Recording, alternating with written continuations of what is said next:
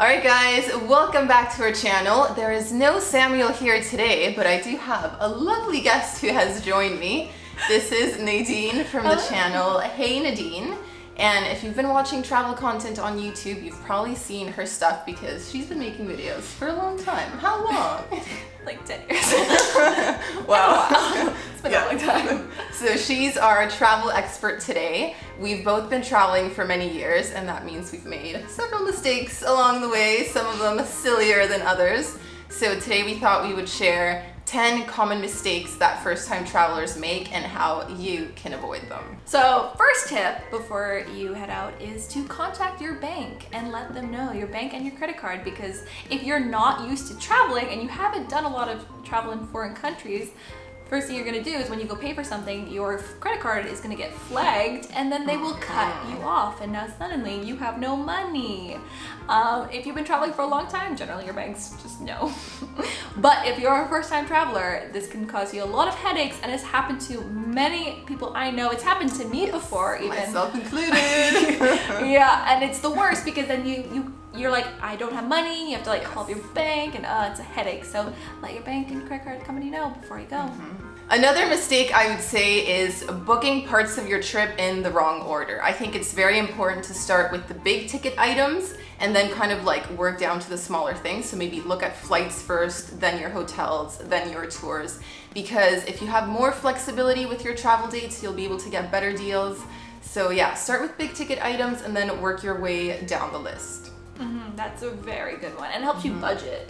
Yes. Plan everything better. So packing proper footwear and packing for multiple seasons and seasonally. This is kind of a big mistake, especially like, for example, you're in a tropical warm climate and you think it's gonna be sunny. So you pack all these cute like sunny things, but it rains in tropical climates as well. So packing umbrellas or rain gear, because if you're doing activities and you don't have that stuff, you're just gonna be miserable, wet, and with a plastic bag typically over your body, which is, you know, who really wants that?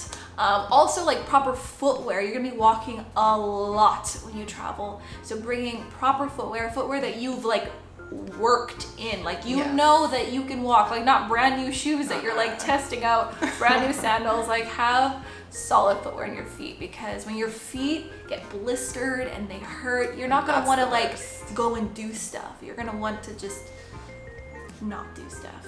Lie in bed with your feet up. Forget sightseeing. Yeah, just to make a very enjoyable experience. So, and also packing like footwear that is multi-purpose and that fits certain different types of activities. So packing like a good sneaker running shoe that you can use for like sports or high activities, hiking. Packing like a nice sandal, like a good walking shoe is really, really important. And then I like to pack like a nicer shoe. That's for guys and girls. Just having one like nicer pair of shoes that you can kind of dinner or date night. They don't have to be like the craziest, fanciest heels, but more of like a wedge. I love wedges because they're like a versatile heel that you can kind of wear to dress up, and you can just wear for like everyday stuff.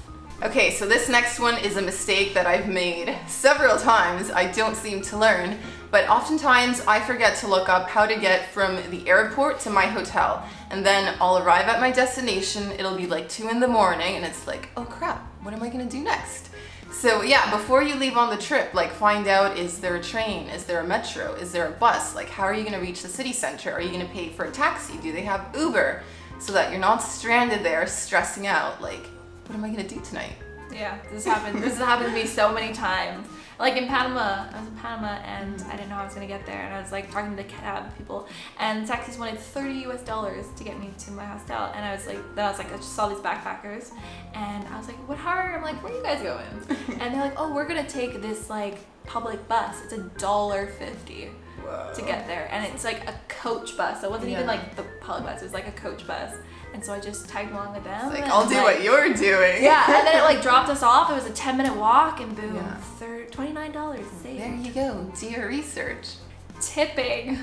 Another big rookie mistake that I've made multiple times is when I'm in a country and I'm sitting down in restaurants, I didn't look up the tipping etiquette of that country, because it varies widely per country. Some countries there's no tipping, some countries it's 10%, some it's 5%, some it's 10% if only the meal is like absolutely amazing. Sometimes it's only cash.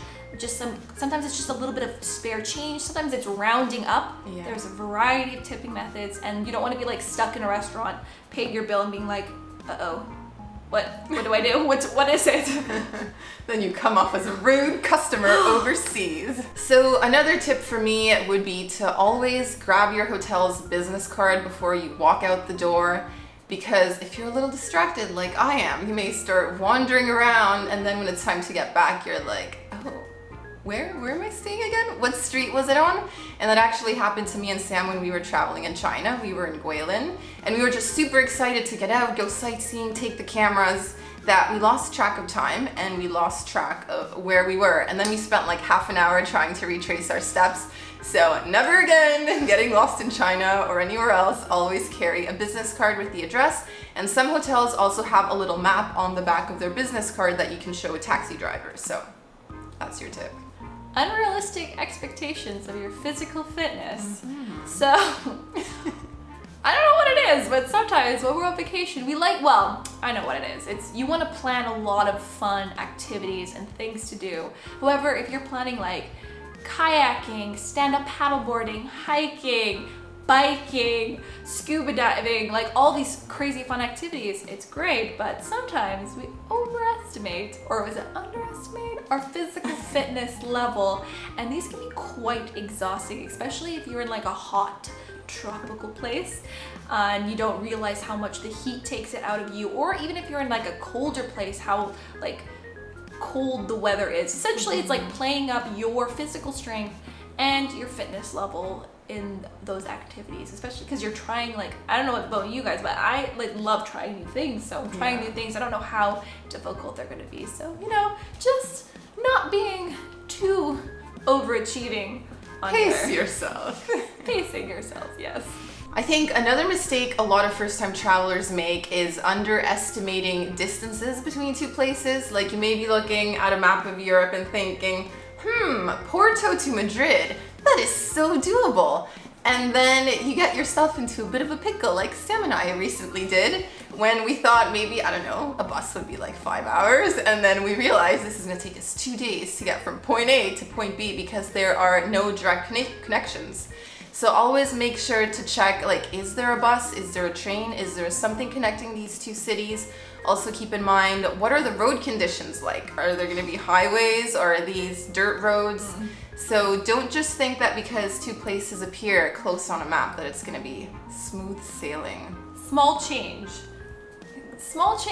especially in like a cash-based place, is always so important to have on you. And the problem is that most ATMs give you the biggest bills, and a lot of the like small vendors, the like transportation, you just need the smaller bills, the smaller change. So I'm always on the lookout that when I get those like big bills is to try and exchange them as soon as I can, as quick as I can. And I'll do these in like the bigger shops, like bigger grocery stores, or like bigger like shopping places that I know will have change on hand, that I'm not like wiping out some small like vendors all of his like change and sticking him with this one bill. It's just so important to have smaller bills, and just for like side tips too. It's really important. Okay, I think another common mistake is only doing what your guidebook says. And your guidebook is going to be very limited because oftentimes they just cover the main attractions. They only have a few pages where they can give you information. And then they may suggest a few restaurants, but that's where everyone is flocking because everyone is reading the same guidebook. So I would suggest, maybe asking locals for their suggestions of what you can do in a city. Ask your receptionist, ask your taxi driver. Yeah, it's like just a simple, anybody that you meet that literally lives in that country or that place will have their own personal recommendations. Yeah. It's as simple as that. Buying your souvenirs on day one, especially if you have a longer trip. If you're like a shorter trip, it's not really that big of a deal. But if you're like going for like a few weeks, a few months, then buying big souvenirs on day one, and you're gonna be carrying that around with you for the rest of your trip. And you don't think it's gonna be a big deal, but it is. I've done this multiple times. I've bought paintings in Brazil. I bought in like those Venetian masks in Venice. I brought in these Turkish lamps. Oh man. These Turkish lamps. Those are so difficult to travel with. I've done the same. Worst. But try to avoid buying them on day one. If you do find something that you really, really love, ship it home. Yes. It might cost you a bit more, but then honestly, you're gonna save yourself so much travel, or like so much hassle, I should say, than carrying it with you for the entire rest of your trip. I think another very common travel mistake is planning an itinerary that is just way too busy. I know if it's your first time traveling to a particular region, it's easy to get very excited. But if you want to see like 7 European countries in 10 days, you're just gonna be exhausted, like rushing from one place to the next. Also, you can't really see a country in a day or a day and a half. So I always think it's best to like focus on a smaller region or just choose one country that you really wanna, explore, and you can always come back. You can have future trips where you see the rest of the countries that you're kind of like, ooh, that looks interesting. Laundry. So if you are going for a trip longer than a week, chances are you're gonna be doing laundry, because packing more than a week's worth of clothes just doesn't make sense. Like as a beginner traveler, you honestly only ever need a week's worth of clothing because you can do laundry. Laundry is available to you. There are multiple different ways to do it. Sometimes hotels will have a laundry place that you can do. I wouldn't recommend doing the like individual piece laundry. That can get very expensive, that hotels offer. But there's also like external laundromats that you can go to if you're staying at like hostels.